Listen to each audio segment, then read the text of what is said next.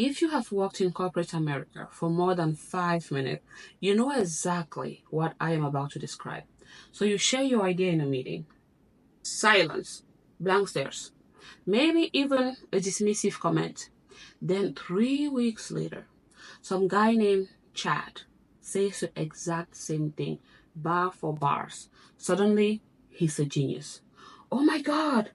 Wow! Yes! This is the kind of idea we want to bring to the table. Yes, man! Yes, man! Yes! And you sit there like, what is happening? I could have sworn I have said this exact same thing at least 3 times. You're not alone. It happens to all of us. Picture this.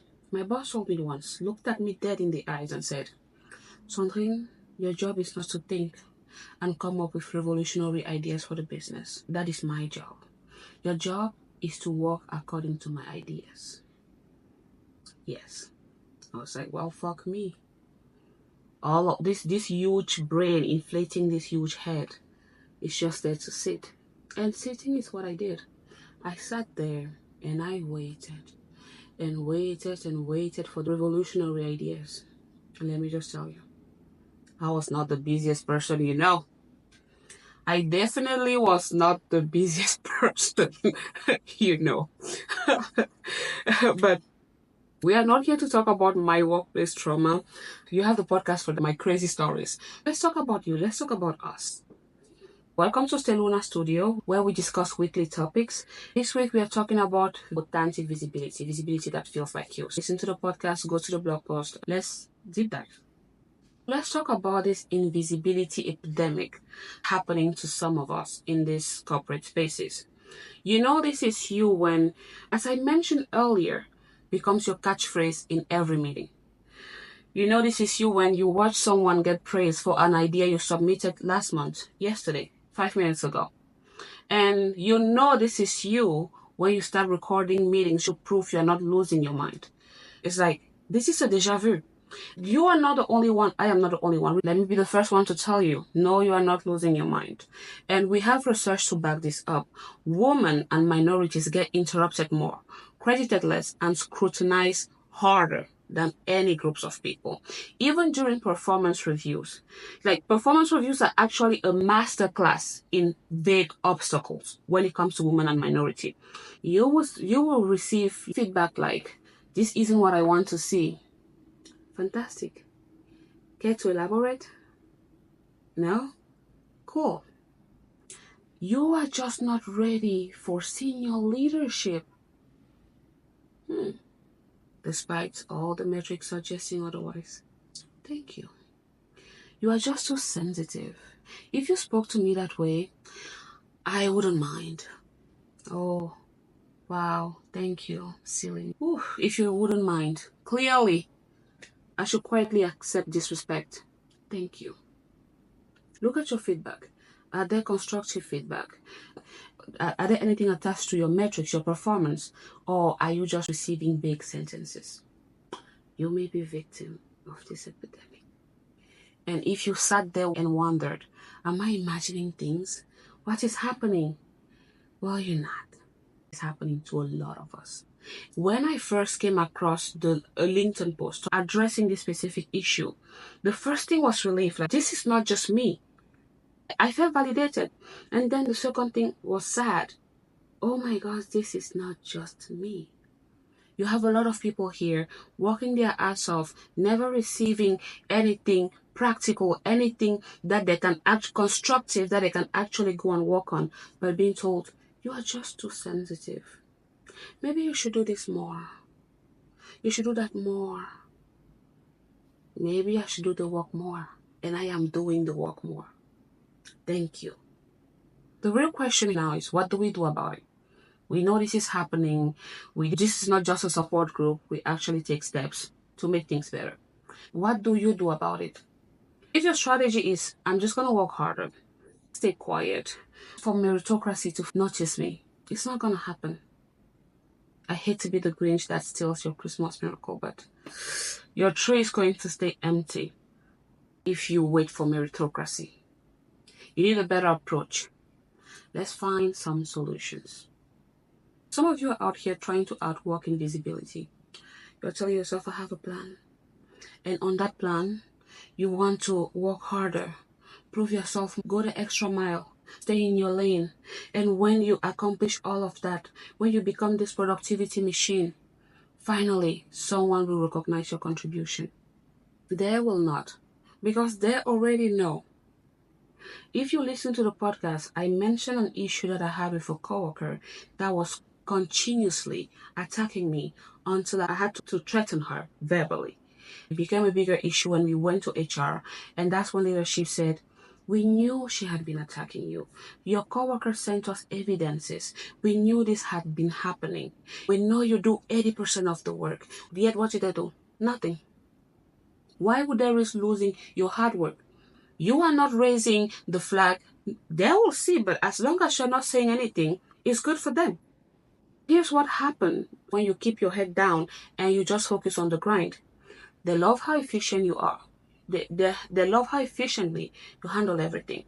They love that you make waves. They love that you don't complain. Yet what do they do with all of this love? They promote someone else. I know it seems counterintuitive, but it's true. Because visibility will beat merit every single time. It's not about how much you deserve the opportunity. It's about whether the people see you as someone for the opportunity. If you're just working to prove yourself, you may be working against yourself. Because if nobody associates your name with leadership, innovation, and impact, you might as well just not exist. They don't see you. They know that you're putting the numbers. They know you're doing this. But this is one thing my boss told me and I will never forget. He said, employees are like tools. You use them to do what you want. I will never forget this sentence. It's because someone was about to get fired.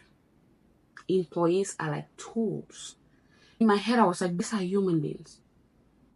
It is almost Christmas. Employees are like tools. You use them to get what you want done. I'm not trying to be heartless in this situation. I'm quoting what the person said. I'm not trying to be heartless, but you can fire him and find his replacement by midday. It's not like he's in a field that is hard to refill. I am not even playing. So if your plan to outwork this invisibility is work harder, you are fulfilling the tool prophecy. I had never heard that before until the senior leader said it to me. Employees are like tools. So your plan should not be, I'm just going to work harder. Maybe they will notice. I'm just going to go the extra mile. No. They know what you're doing. And they'll keep praising you in private. Oh my God, you are doing so well. What are we going to do without you? You are fulfilling the tool prophecy. Sometimes this is about a specific person directly benefiting from your work. Because tell me this, if you are the machine behind all of this hard work, why will I risk promoting you? Why will I risk sending you somewhere else where I now have to get down and do the grind myself? I will not. In private, I will tell you you're a rock star. What can we do without you? And in public, I will take the credit. That way you just keep working more and more and more. Because look at the hardworking people that you know. They are always rewarded with more work. And then the other people, like the boss that told me employees are like tools, they are rewarded with more leadership. Why? Because like technicians, they know how to use tools. So please, don't let this be you. Don't let this be you. We have had to learn the hardest way. Have a plan. That does not just include grinding. If your answer is, I'm not that kind of person, I'm not telling you to be aggressive, be visible. Strategic visibility. How can we do that? Let's find some solutions, because I'm just not here to show you flags. Let's find some solutions. I guess your question now will be, how do we make sure I'm seen without losing myself? Let's get down to it. I have created a workbook It is on stellonahq.com. You can find it in the description down below. You can download it for free. Here we are going to cover a small portion from the workbook. Take this as your visibility playbook. We are going to cover 3 steps. Step 1, make sure your contributions are undeniable. Here's how. If you are someone whose idea mysteriously always get rebranded as someone else, start keeping receipts. Use public documentations, things like email summaries, share workplaces, share Slack channel, follow up. And then loop in key players. When you share an idea, make sure there's someone else there to see it. Maybe a leader, maybe a coworker. Just make sure. I cannot tell you how many times someone has reshared something downplayed when I said it in a meeting, and someone came back and said, this person presented this, and I could have sworn you shared the same thing last week. And I was like, yeah, they added that fancy word, but that is my exact same work. Or someone sending me a Slack message saying, didn't you say this? Sure did. Sure did. So when you are, if this is happening to you, make sure tagging people.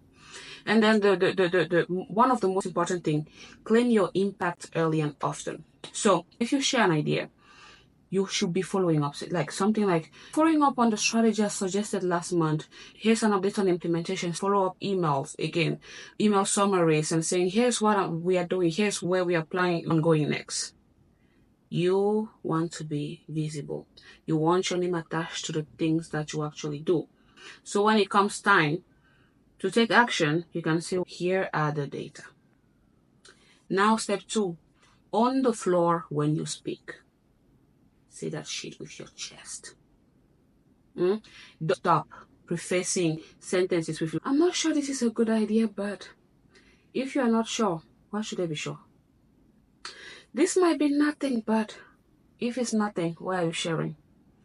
I just wanted to add that, say it with your chest. Based on the data, this is the best path forward. Here's my recommendation based on X, Y, and Z. I led this initiative, and here are the results. And if you are thinking, but what if I'm wrong? It's okay to be wrong. You're going to own it, you're going to correct it, and you move forward.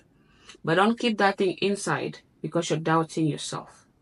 Say it with your chest. It's like Barack Obama said once. He entered a room and he realized, thought people weren't that smart to begin with. Say it. And now the final step. Get strategic sponsorship. Find a sponsor. Find a mentor to guide you. People that advocate for you in rooms that you are not part of. Like I told you, someone shared something that had already shared, and someone was like, I could have sworn you shared this exact same project. Show me your project again. Let me make sure I'm not getting this wrong. You want to have those people that say, hey, I think this person should lead this project. I think this person's name should be on this short list. Most of the time, it's not your boss.